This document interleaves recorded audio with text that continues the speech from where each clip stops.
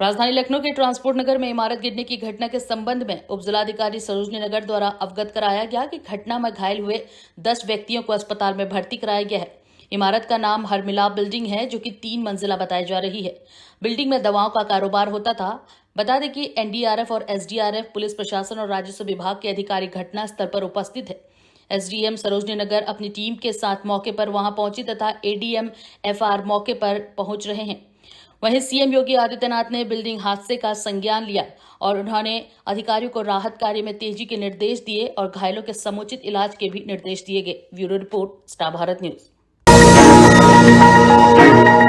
नमस्कार, आप देख रहे हैं स्टार भारत न्यूज और मैं हूं आपके साथ स्वप्निल यादव। वक्त हो चला है देश और दुनिया की बड़ी खबरों का, तो रुक करते हैं खबर की ओर। राजधानी लखनऊ में आदर्श ढाबे पर विधायक के भाई ने गोलियां चलाई।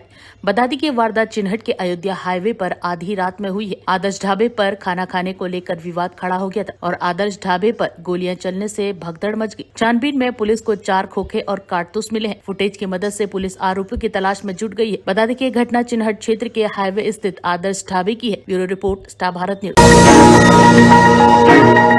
नमस्कार, आप देख रहे हैं स्टार भारत न्यूज और मैं हूं आपके साथ स्वप्निल यादव। वक्त हो चला है देश और दुनिया की बड़ी खबरों का, तो रुक करते हैं खबर की ओर। दिल्ली हाईकोर्ट के आदेश के बाद विकिपीडिया ने अपनी स्थिति साफ कर दी है। आपको बता दें कि विकिपीडिया के लिए एक मामले में सुनवाई चल रही थी और विकिपीडिया पर आरोप था कि इस पर दी गई जानकारी सही नहीं है और अपमान सूचक होती है। इसके बाद दिल्ली हाईकोर्ट की बेंच ने भारत में विकिपीडिया पर बैन लगाने की चेतावनी दी। वहीं कोर्ट की चेतावनी के बाद विकिमीडिया फाउंडेशन ने अपनी स्थिति साफ कर दी है। विकिपीडिया को विकिमीडिया फाउंडेशन ही संभालता है और अपने बयान में फाउंडेशन ने कहा कि वो भारत के प्रति समर्पित है और उन्हें बैन जैसी स्थिति का सामना भारत में न करना पड़े, जिसके लिए आवश्यक कदम उठाएंगे। अपने आधिकारिक बयान में विकिमीडिया ने कहा कि हम ये सुनिश्चित करने के लिए प्रतिबद्ध हैं कि भारत के लोगों का खुले और सुरक्षित ऑनलाइन एनवायरनमेंट में फ्री और भरोसेमंद जानकारी शेयर करने और उस तक पहुंचाने का अधिकार बना रहे। कंपनी का ये बयान दिल्ली हाईकोर्ट बेंच की चेतावनी के बाद आया है। बता दें कि बेंच एक न्यूज एजेंसी द्वारा किए गए केस की सुनवाई कर रही थी, जिसमें विकिपीडिया पर गलत और अपमानजनक जानकारी देने का आरोप लगाया गया था और इस मामले में विकिपीडिया ने कहा कि उनके पेज पर कंटेंट वॉलंटियर द्वारा लिखा जाता है। इस कंटेंट को वॉलंटियर्स द्वारा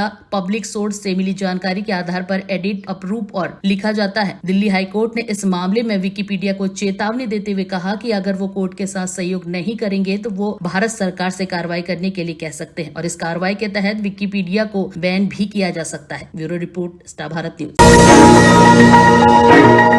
नमस्कार, आप देख रहे हैं स्टार भारत न्यूज और मैं हूं आपके साथ स्वप्निल यादव। वक्त हो चला है देश और दुनिया की बड़ी खबरों का, तो रुक करते हैं खबर की ओर। उत्तर प्रदेश के बहराइच में भेड़ियों ने काफी आतंक मचा दिया है, जिसके चलते पूरा गांव दहशत में है और भेड़ियों को पकड़ने के लिए योगी सरकार ने भी अधिकारियों को निर्देश दिया है। वहीं इसी बीच यूपी की मंत्री बेबी रानी मौर्य ने एक बयान दिया है। बेबी रानी से जब भेड़ियों को पकड़ने के लिए सवाल किया गया तो उन्होंने साफ कह दिया कि भेड़ियों को पकड़ने के लिए टीमें लगी हुई है, जब मिलेगा तभी मारेंगे। उन्होंने कहा कि भेड़िया सरकार से अधिक चालाक है, इसलिए पकड़ में नहीं आ रहा है। बता दें कि बहराइच में भेड़ियों ने आतंक मचाया हुआ है और भेड़ियों को पकड़ने के लिए ड्रोन, पिंजरे और जाल का इस्तेमाल भी किया जा रहा है। भेड़ियों को मारने के लिए शूटर भी पहुंच गए हैं। बावजूद इसके भेड़ियों का आतंक कम होने का नाम नहीं ले रहा है। वहीं शुक्रवार को महसी तहसील में घर के बाहर खेलते समय भेड़ियों ने एक 8 वर्षीय बालक पर हमला कर दिया, जिससे कि वो गंभीर रूप से घायल हो गया और जिसे इलाज के लिए अस्पताल में भर्ती कराया गया है। और इस मामले में डॉक्टर ने बताया कि बालक को चोटें आई हैं, जिसमें से कुछ चोटें उसके चेहरे पर भी है। आधिकारिक आंकड़ों के मुताबिक पिछले 2 महीनों में बहराइच जिले में भेड़ियों के हमलों में 7 बच्चों सहित 8 लोगों की मृत्यु हो चुकी है, जबकि लगभग 3 दर्जन लोग घायल हो चुके हैं। बहराइच के महसी तहसील क्षेत्र में मार्च से भेड़ियों, बच्चों और इंसानों पर हमले कर रहे हैं। बरसात के मौसम में 17 जुलाई से हमले बढ़ गए हैं और अब तक इन